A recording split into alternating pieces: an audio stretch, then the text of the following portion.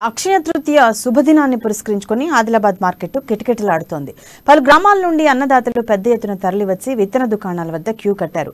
ఈ పర్వదినం రోజు విత్తనాలు కొనుగోలు చేస్తే బంగారం లాంటి పంట పండుతుందన్న నమ్మకంతో ప్రతి ఏటా ఈ ఆనవాయితీని కొనసాగిస్తున్నారు.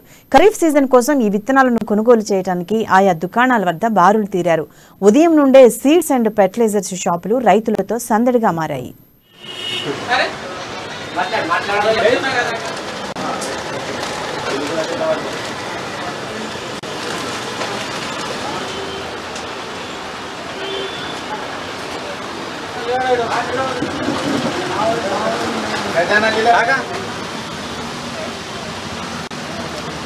నాకు ఏమంటే ఈరోజు అక్షయ తృతీయ రోజు నేను విత్తనాలు కొనుగోలు చేయాలని ఈరోజు షాప్కి వచ్చాను.